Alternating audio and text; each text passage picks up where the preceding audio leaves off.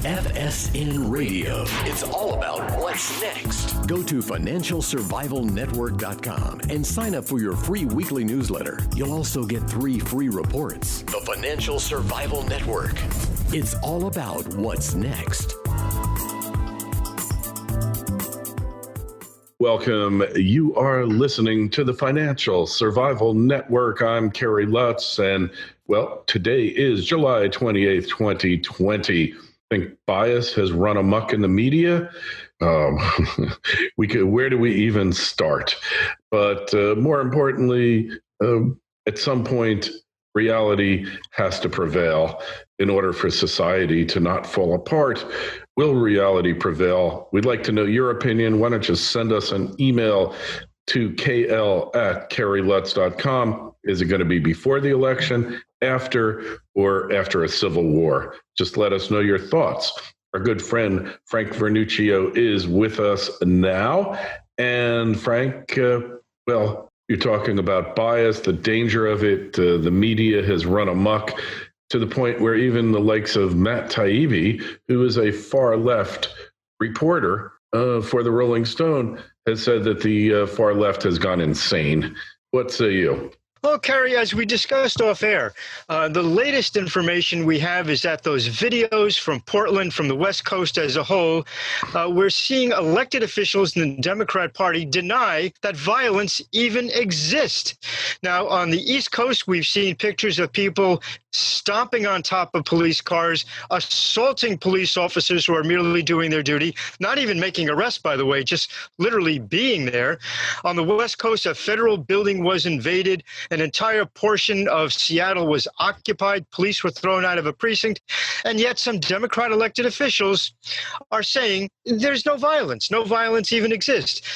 You know, Kerry, there used to be a point where it was liberal against conservative or Democrat against Republican. Kerry, what we're seeing now is sanity versus insanity. Yeah, so which is going to win here, Frank? Because they seem to have their own alternative universe, right? Where whatever they think, whatever they say, that's what goes. And if you disagree with them, God forbid. And we just had that recent poll, which said that 62% of the people are afraid to express at least some of their views in public. What is that telling us? Well, I had a pollster who worked for me for a number of years, and he said that with the advent of cell telephones becoming the dominant form of cell telephone service, the accuracy of polls went out the window because people were only saying what they thought, excuse me, that the people around them wanted to hear. And I think certainly with the full court press on the part of the media decrying Trump, and quite frankly, the acts of violence that are perpetrated against anyone who identifies as a Trump supporter, people are frightened of saying that they are supportive of the current president. And I think that has to be reflected very heavily in the polls. Yeah, and that poll kind of really is shocking when you get down to it, because the only people who did not feel threatened or inhibited in expressing your political opinion were members of the far left. So what does that tell you about the upcoming election, Frank, I guess is what I'm asking. Well, I think that the media will try to create an illusion, as they did, by the way, in 2016, that this election is all but over. The Democrats have already won. Why even bother if you're a Trump supporter to go to the polls? That, of course, is their strategy. However, I think the more they push that, the more the rank and file American, not Democrat, not Republican, not liberal, not conservative, just the regular guy and gal who goes to work and comes home at night is getting disgusted with it all. The question, though, is, with the major media control, with major academic control, with major Hollywood control on the extreme far left, what's the impact of that going to be? And I think that's the real question. There's also, Kerry, the question of what's the result going to be of ballot fraud? We've already seen in states like California, for example, where a variety of measures, including ballot harvesting and things of that sort, are allowing fraud to be perpetuated on a massive scale, and you have to wonder, what's that impact going to be nationwide?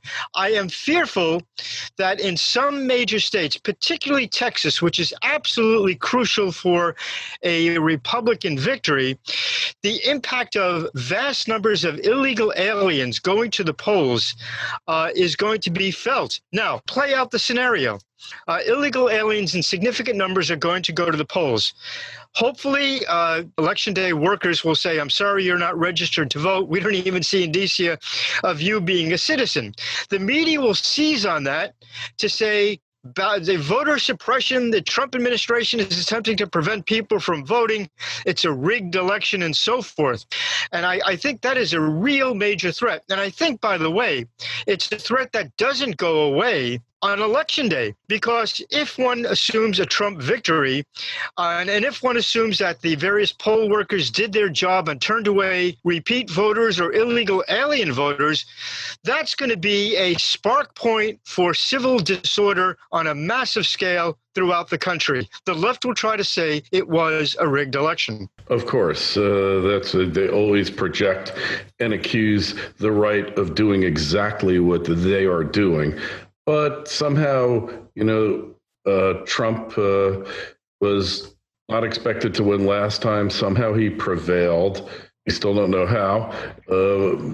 Maybe they're thinking of this. One thing we haven't talked about is now it's official. The Department of Justice has said that Durham is going to be done by the end of the summer, by Labor Day. He's not issuing a report, which means indictments are coming.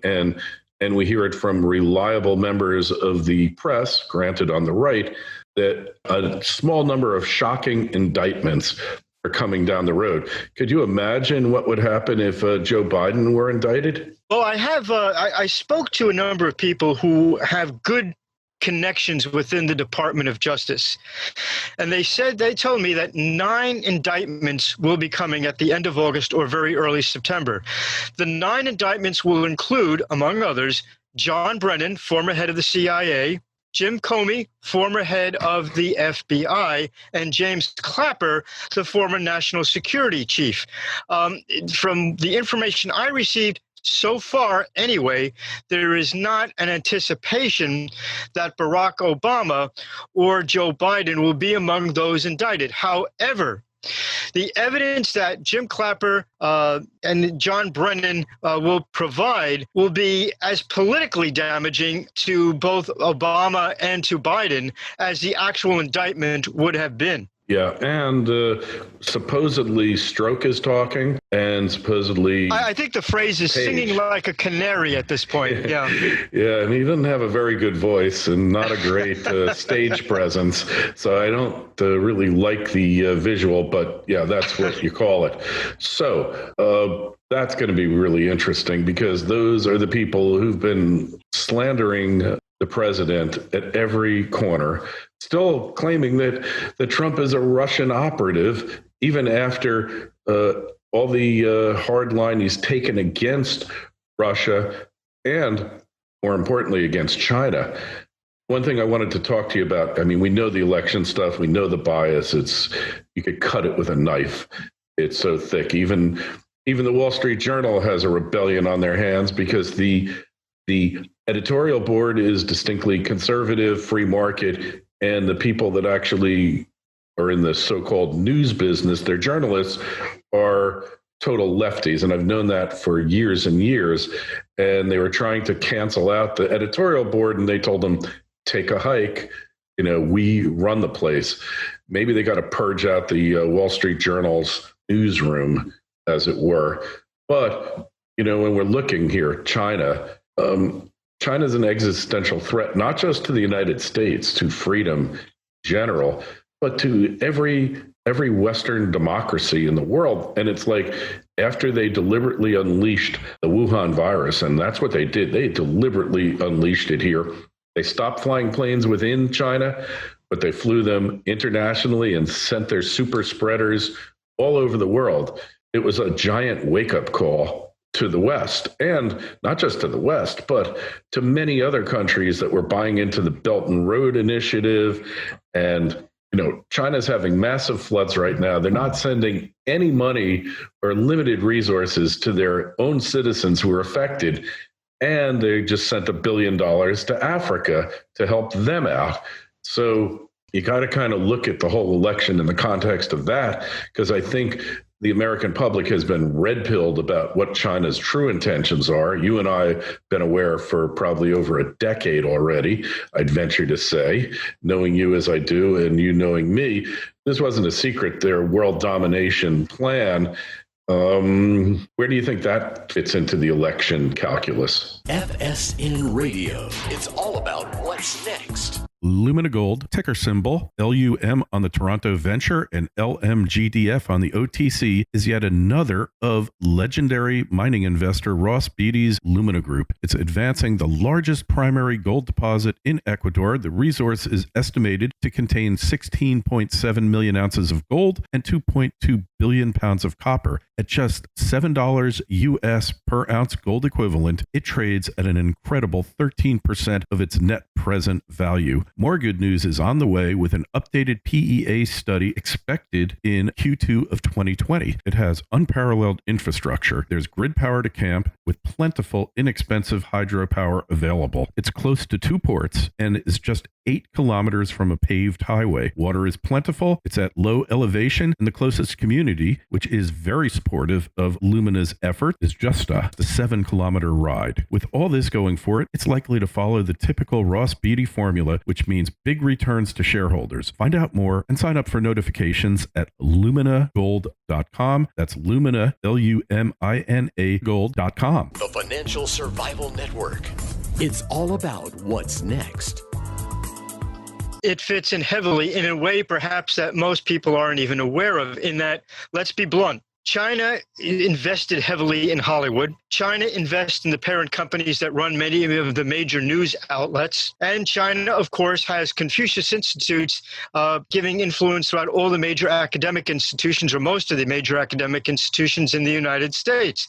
So we're seeing China interfere in the internal affairs and the internal election of the United States in perhaps the way that the left said that Russia did, but actually didn't. I mean, Russia certainly used bots.